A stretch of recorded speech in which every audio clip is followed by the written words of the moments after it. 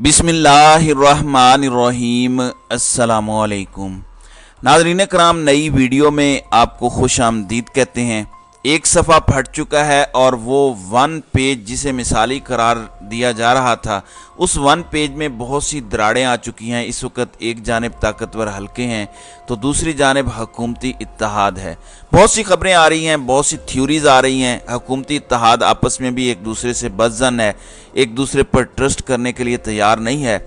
लेकिन अब ताकतवर हल्कों को उनके कुछ मंसूबों में, उनके कुछ ऐसे प्लान्स जिनकी राह में हुकूमती इत्तेहाद बहुत बड़ी रुकावट बन के खड़ा हो गया है।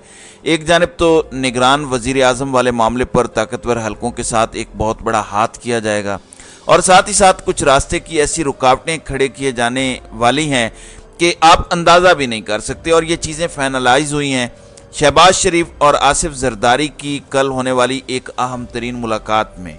और ये मुलाकात बड़ी इम्पोर्टेंट भी थी क्योंकि इसमें पहले वो वफूद की सतह पर मुलाकात हुई, फिर दोनों ने मिल के खाना खाया, फिर दोनों की तन्हाई के अंदर वन ऑन वन एक बड़ी एक्सक्लूसिव किस्म की मीटिंग हुई और वो मीटिंग बड़ी इम्पोर्टेंट थी। इस वक्त ताकतवर हल्कों के साथ कौन कौन से मामलात पर डिसएग्रीमेंट है इस वक्त हुकूमती इत्तेहाद का, किस तरह से इनके कुछ मंसूबों पर पहले minister for planning and development Ehsan Iqbal और उसके बाद फिर राना सनाउल्लाह ने बिजली गिराई है और इन मंसूबों की राह में रुकावट खड़ी करने की तस्दीक की है। ये मेरे पास बड़ी एक्सक्लूसिव तफसीलात हैं जिस पर मैं इस वीडियो में बात करूंगा। नाज़रीन कराम, एक चीज़ बड़ी वाज़ेह है कि as for as Imran Khan is concerned, इसमें इमरान खान फैक्टर कहाँ पर रहेगा, इमरान खान का क्या रोल होगा, क्या ये सिचुएशन एक अपॉर्चुनिटी के तौर पर इमरान खान के लिए सामने आएगी, इस चीज़ को भी डिस्कस करेंगे क्योंकि बहुत से इंकशाफात, बहुत से दावे सामने आते रहे हैं। और हारून रशीद सीनियर सहाफ़ी हैं, उन्होंने एक दावा किया है कि कंसिडरेशन शुरू हो चुकी है, जो हाई कमांड है, कंट्रोल टावर है, उसकी सतह पर कि इमरान खान को माइनस करना भी है या नहीं। और ये कंसिडरेशन भी शायद इसीलिए शुरू हो गई है क्योंकि बहुत से मामलात ख़राब हो चुके हैं as for as PDM is concerned. अब किन चीज़ों पर कंसर्न है नाज़रीन कराम, इस मामले पर जो पीडीएम के करीब समझे जाने वाले सहाफ़ी और इसके साथ ही साथ वो वाले सहाफ़ी भी जो सिर्फ पीडीएम के करीबी नहीं बल्कि ताकतवर हल्कों के भी करीब होने का दावा करते हैं, उनके हवाले से चीज़ें रिपोर्ट करते हैं, वो इस चीज़ को बड़ा वाज़े तौर पर कम्युनिकेट कर चुके हैं कि एक तो पीडीएम इत्तेहाद रिलेक्टेंट है, हेजिटेंट है कि उनके दौर में इमरान खान का मिलिट्री कोर्ट्स में ट्रायल भी हो और खुलकर इमरान खान के खिलाफ कोई महाज खोला जाए। वो ये डर्ट अपने ऊपर नहीं लेना चाहते और वो ये चाहते हैं कि ताकतवर हल्के ये सब कुछ निगरान हुकूमत के वक्त में अगर करना चाहें तो वेल एंड गुड, लेकिन हमारे सर पर ना पड़े। अब इस सब में इमरान खान को माइनस करना, इमरान खान एक कॉमन एनिमी या कॉमन थ्रेट तो सबके लिए है, लेकिन फिर डिसएग्रीमेंट कहाँ पर है? डिसएग्रीमेंट नाज़रीन कराम उस वक्त बड़ा जब इस्तेकाम पाकिस्तान पार्टी वजूद में आई, जरदारी साहब को अपनी जगह कुछ धचके लगे और उन्हें एक रियलिटी चेक मिला क्योंकि पीडीएम इत्तेहाद अपने सारे मामलात खुलकर कर रहे थे लेकिन दूसरों ने अपने सारे पत्ते शो नहीं करवाए, चाहे इस्तेकाम पाकिस्तान पार्टी हो या फिर अभी परवेज़ खटक एक नई सियासी जमात की बात कर रहे हैं, फिर कुछ आज़ाद उम्मीदवार और एक प्रेशर ग्रुप है। अब यहाँ पर दो तीन चीज़ें अगर आप समझें, इमरान खान को माइनस करना बहुत सबके लिए ज़रूरी है। इमरान खान को माइनस करना एक कॉमन फैक्टर है, इससे अभी तक कोई पीछे हट नहीं रहा। लेकिन जाहिर है हुक्मरान इत्तेहाद इस्टेब्लिशमेंट को ये कहता है कि इस्टेब्लिशमेंट का गंद है, इस्टेब्लिशमेंट खुद साफ करे, आपने ये मुसल्लत किया तो आप साफ करें। जबकि ताकतवर हल्कों का ये मौक़िफ़ है कि क्या आप बेनिफिशरी नहीं होंगे इस सब के। एंड ऑब्वियसली पिछली इस्टेब्लिशमेंट के साथ डील में आपने भी बहुत कुछ मैसअप किया, आपने इकॉनमी ठीक करनी थी, आपने मामलात ठीक करने थे, आपने मईशत ठीक करनी थी, आपने उसका बेड़ा गर्क कर दिया, आपने महंगाई को बढ़ा के रख दिया और इसकी वजह से इमरान खान को बहुत लेवरेज मिली। लोगों के सामने एक कंपैरिजन आया कि इमरान खान का दौरे हुकूमत जिसे बुरा कहा जाता था, जिसे बदतर कहते थे, वो ठीक था, लोगों को याद आई और याद सताती थी। इस वजह से भी इमरान खान का ग्राफ स्काई रॉकेट कर गया क्योंकि हुक्मरान इत्तेहाद फेल हुआ डिलीवर करने में और बुरे तरीके से फेल हुआ।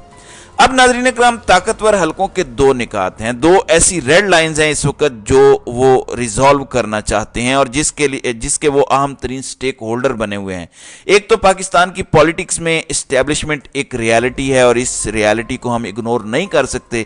یہ انفارچونیٹ ہے یا فارچونیٹ ہے, اس پر ایک لمبی ڈیبیٹ ہو سکتی ہے, لیکن پاکستان کی اسٹیبلشمنٹ پاکستان کی سیاست میں ایک ریالٹی تھی اور ایک ریالٹی ہے. اب 9 مئی کے واقعات کے بعد as far as Imran Khan is concerned Pakistan کے طاقتور حلقے بڑا واضح موقف لے کر چل رہے ہیں. ایک یہ چیز ہے جس پر وہ ڈٹے ہوئے ہیں. سیکنڈ, اکانومی میں پاکستان کی ملٹری ایک بہت بڑی سٹیک ہولڈر ہے. ویسے بھی نیشنل سیکیورٹی پالیسی پاکستان کی جو خان صاحب کے دور میں آئی اس میں یہ بات بہت واضح طور پر لکھی گئی کہ پاکستان کی اکنامک سیکیورٹی نیشنل سیکیورٹی کا سب سے اہم ترین جزو ہے. آپ کے گھر میں دانے ہی نہیں ہے تو آپ جس کا احسان لے رہے ہیں ظاہر ہے اس کی آپ کو سننی پڑے گی. پھر نخرہ تو آپ نہیں دکھا سکتے, پھر آپ اپنے انٹرسٹ کو بھی اس طریقے سے پروٹیکٹ نہیں کر سکتے. آپ کو سر جھکا کے ہی بات کرنی پڑتی ہے جب تک آپ معاشی طور پر انڈیپینڈنٹ نہیں ہیں. ظاہر ہے پاکستان کی ملٹری کو بہت سی چیزیں نظر آ رہی ہیں پاکستان کی اکانومی کے حوالے سے.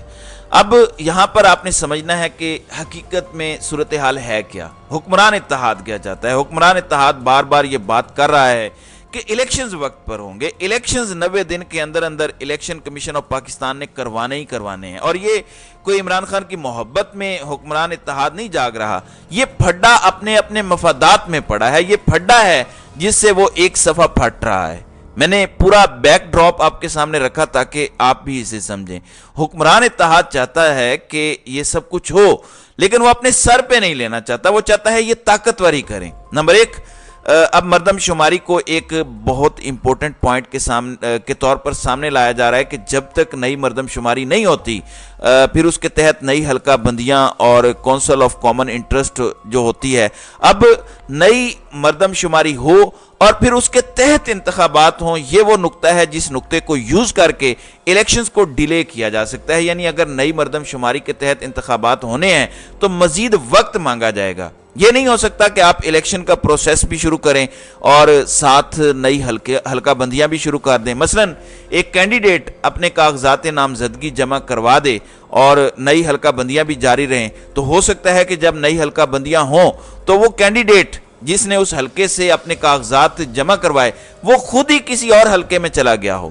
تو طاقتور حلقوں کے ذہن میں یہ چیز چل رہی ہے کہ نئی حلقہ بندیوں کے تحت الیکشنز ہوں, اور نئی حلقہ بندیاں اگر ہوں تو پھر الیکشن کمیشن کو نئی حلقہ بندیاں کرنے کے لیے نومبر دسمبر لگ جائے گا. تو ایک قانونی نقطہ یوز کر کے جواز پیدا کیا جائے, پھر کورٹس میں یہ معاملہ جائے, اسی طریقے سے التوا کیا جائے اور پھر الیکشنز فروری یا مارچ میں ہوں. کیونکہ اس سے پہلے آپ کو کمپلیٹ بھی کرنا ہے پاکستان کی سینٹ کو, ورنہ وہ کمپلیٹ نہیں ہوتی تو فروری سے آگے تو ویسے ہی کام نہیں جا سکتا. اب ناظرین اکرام حکمران اتحاد کو سمجھیں. آپ کو پتا ہے کہ پہلے ڈس ایگریمنٹس تھے. پہلے پیپلز پارٹی نے کہا کہ 8 اگست کو اسمبلیاں ڈیزالو کر دیں.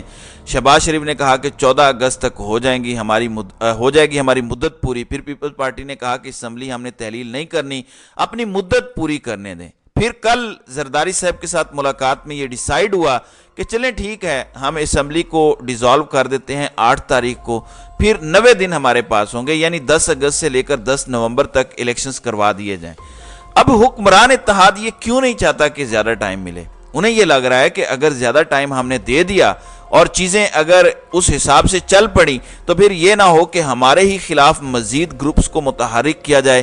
آئی پی پی یعنی استحکام پاکستان پارٹی کو مزید ٹائم چاہیے, اور استحکام پاکستان پارٹی سے 5 سیٹوں پر نون لیگ آپ کو پتا ہے کہ سیٹ ایڈجسٹمنٹ کرنے کو تیار تھی, جبکہ استحکام پاکستان پارٹی 25 سے 30 سیٹیں مانگ رہی تھی. نون لیگ بھی یہ سوچ رہی ہے کہ ہم کیوں اپنے ہاتھوں سے اپنی سیٹیں دیں اور ہم کہیں کہ آپ ہمارے سر پر بیٹھ جائیں. تو نون لیگ نے اعلان کر دیا کہ ہم کسی کے ساتھ اتحاد نہیں کریں گے, اور اس سے آئی پی پی کو ایک بڑا دھچکا بھی لگا. اب استحکام پاکستان پارٹی یا دیگر جو نئے گروپس بنائے جائیں گے جو کنگ میکرز ہوں گے ایز پر فیصل واڈا کہ اگلی حکومت اسی کی ہوگی جسے یہ استحکام پاکستان پارٹی, ایک آزاد جماعت اور ایک آزاد امیدواروں کا گروپ اور ایک اور نئی سیاسی پارٹی جسے وہ سپورٹ کریں گے, انہی کا وزیر اعظم ہوگا, اور وہی وزیر اعظم کو کنٹرول کرے گا گروپ. یعنی وزیر اعظم خود نہیں کر پائے گا کچھ بھی.